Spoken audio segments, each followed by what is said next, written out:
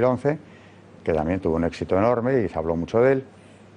Y yo comprendí enseguida al hacer aquello y al hablar en clase de masonería que había que seguir profundizando en esto y darlo a conocer. Porque veía mucha confusión, incluso entre católicos, porque precisamente por el relativismo y porque la masonería ha estado muy activa en ciertos medios, se ha difundido una imagen de la misma que no se corresponde con la realidad en absoluto, ¿no? Y claro, mi sorpresa ha sido grande cuando veo que alumnos míos vienen a pedirme tutorías porque están ya con un pie dentro de la masonería.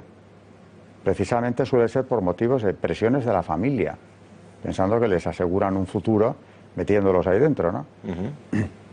A mí me consta que varios, al menos 2 o 3, no han llegado a entrar después de estas tutorías, estudiando lo que es, estudiando las condenas pontificias, que no dejan de ser doctrina de la Iglesia que yo imparto, y comprendí que era muy necesario aclarar la situación, porque lejos de aclararse, en los últimos años va hacia una mayor confusión cada vez más notoria, porque aparte de eso la masonería ha salido ya a la superficie, curiosamente en estos últimos años, y pretenden blindarse como una sociedad absolutamente honorable, de la que todo lo que se ha dicho es falso. Pero claro, tienen muchísimo cuidado en no atacar de forma frontal las condenas pontificias. Y eso es una experiencia personal que tengo yo con ellos.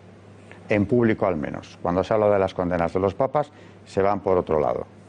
Porque una cosa es atacar los principios de la Iglesia Católica y los dogmas, etcétera, aunque nunca lo reconocen, y otra cosa ir contra las condenas pontificias, que no quieren, porque lo que han tratado de presentar desde el siglo XVIII es que hay una doble pertenencia perfectamente posible, y por tanto esas condenas, primero siempre han dicho que estaban superadas.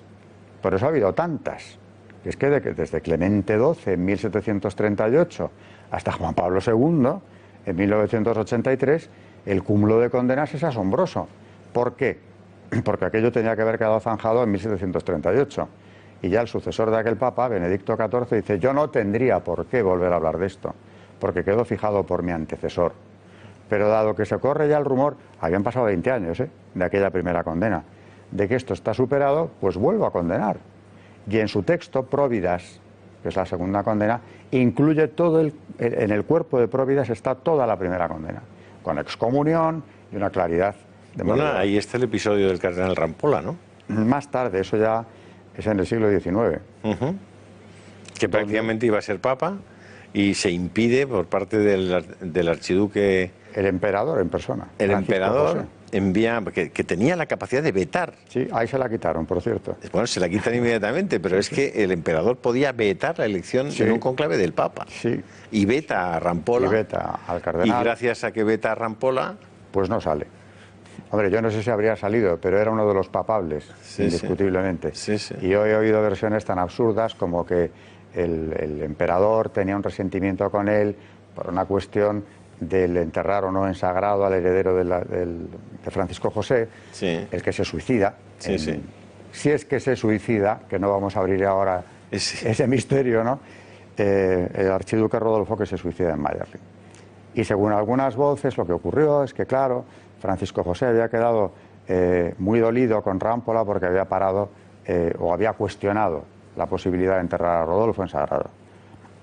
La masonería hoy sigue siendo una sociedad secreta, es decir, no es posible acceder ni a sus reuniones, no es posible saber quiénes son sus socios o sus miembros, tampoco es posible conocer a fondo cuáles son, digamos, cómo entre ellos funciona la fraternidad, es decir, en qué medida, si por ejemplo un juez es masón o un fiscal o un policía, cómo su adscripción masónica puede o no condicionar su actuación profesional. A mí ese es uno de los temas probablemente que más me preocupan y que más me parecen más importantes. Hay un momento en Inglaterra en el que en Scotland Yard había una proliferación de masones tan alta que hubo un decreto para obligar a, digamos, a hacer pública esa pertenencia, ¿no?